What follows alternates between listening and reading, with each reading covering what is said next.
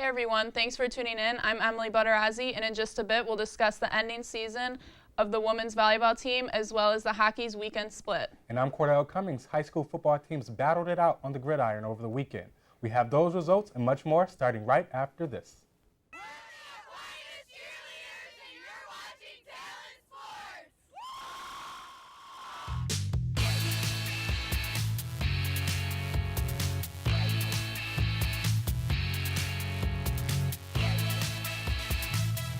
Hello and welcome. I'm joined alongside Emily Butterazzi for this week's sportscast.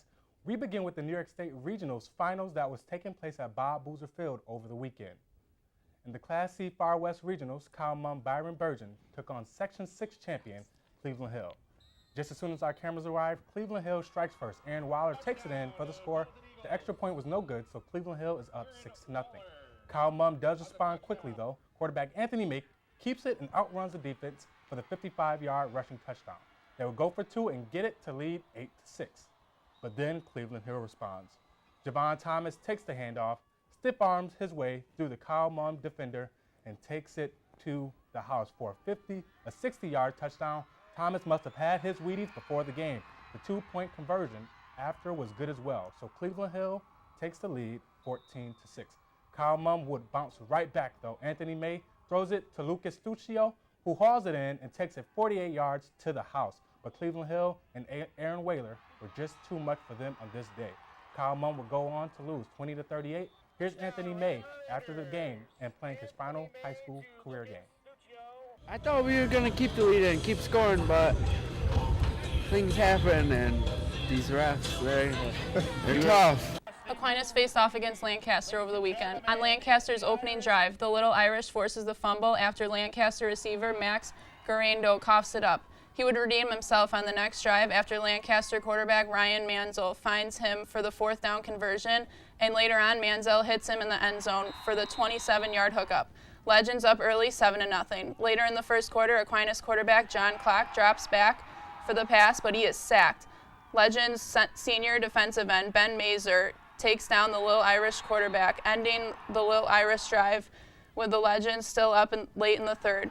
The snap goes right over the punter, John Clark's head, for a safety, extending the Legends' lead to 9-0. On the next drive, Clark's backwards pass goes through the Aquinas receiver's hands and is recovered by the Legends.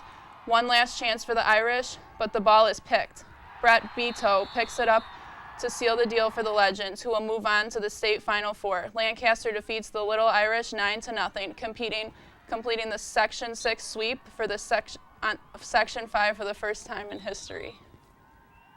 Now we shift from football to football as the nationally ranked Spencerports girls soccer team was back in the state Final Four in Cortland, looking to repeat as state champs. Scoreless first half, but things heated up quickly after the break. In the second half is Pearl River who strikes first.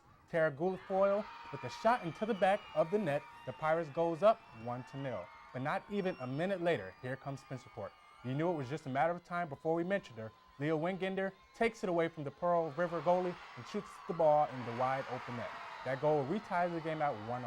Now in overtime, Pearl River capitalizes. Kate Barrick with a smooth pass to Gil Foley, who shoots it over the Spencerport goalie's head and into the back of the net.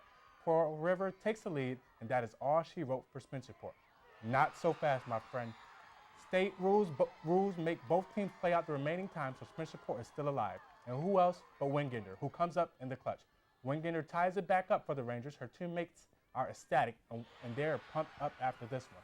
Nobody scored in the golden goal rounds of overtime, which means we have co-champions.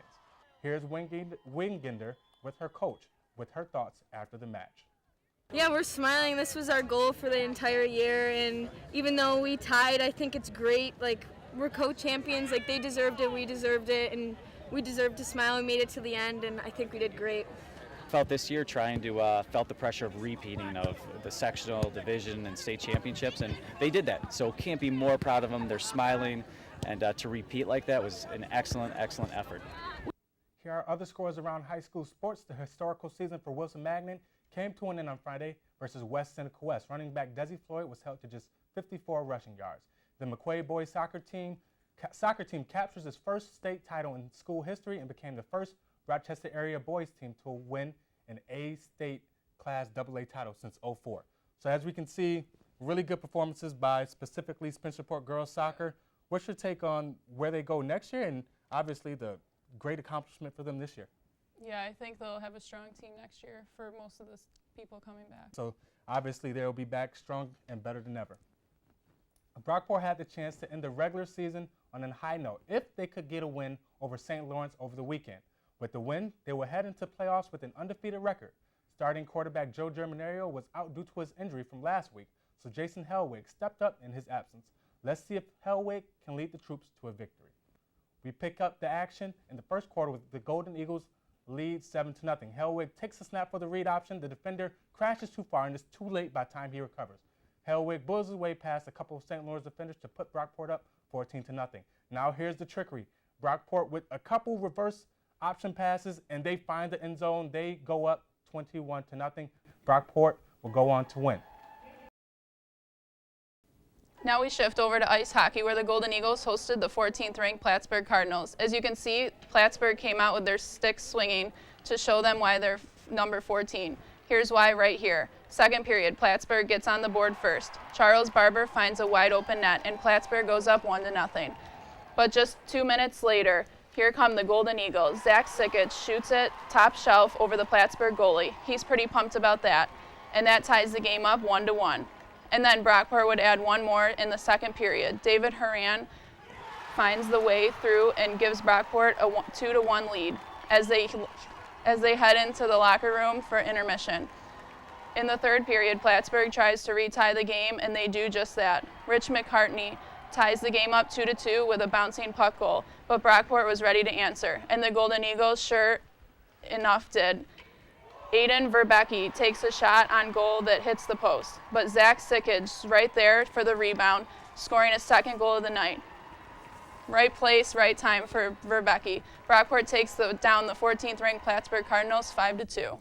We also see the Brockport hockey team played the next day and lost to SUNY Potsdam. The women's volleyball team also ended their season against Juniata when they went off on the road. So Brockport had their top 7 runners from both men and women compete in the meet. In the cross-country meet, Dylan Bricker came in 12th place in the 8K with a time of 25 minutes and 30 seconds. And in the 6K, freshman Makina Blair crossed the finish line with a time of 24 minutes and 12 seconds. She finished 22nd in her meet. 8 of the 14 participants in the meet were freshmen and sophomores, so the cross-country team seems to be in really good hands. Brockport's wrestling team competed in the Mount Union Invitational in Saturday in Ohio, where the Golden Eagles finished 5th out of 35 teams. Jonathan Haas and Tristan Engel both finished first, while Dylan Stowell took 3rd place. Haas dominated all 5 of his matches in the 125-pound weight class to move to 10-0 on the season. Engel defeated his first 3 matches by fall, then went on to defeat Ohio Northern's Alex Bear by a technical fall, 16-0 in the second round. Engel is now 9-0 on the season. Stowell won his first 2 matches in the 133 weight class but fell in the 3rd round. He fought back in the consolation bracket where he pinned 2 of his opponents to finish 3rd. The team will travel to Ithaca for the New York State Championships this Sunday. Meanwhile, the men's and women's swimming and diving team faced SUNY Potsdam last weekend. Freshman Logan Gregory took the top performance on the men's side, winning the 500-yard freestyle and the 500-yard IM.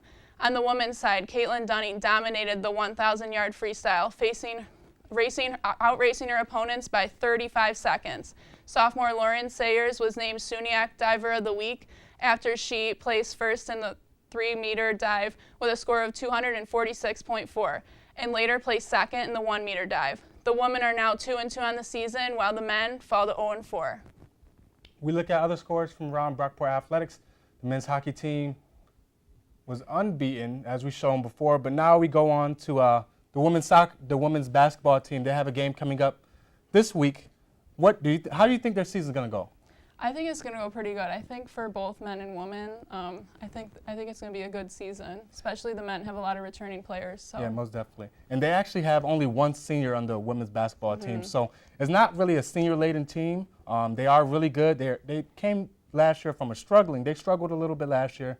On the men's side, they are really, really good. So we'll see what they have. They lost a couple contributors from last season, but as usual, they just restock and reload over here at Brockport. Definitely. Yeah.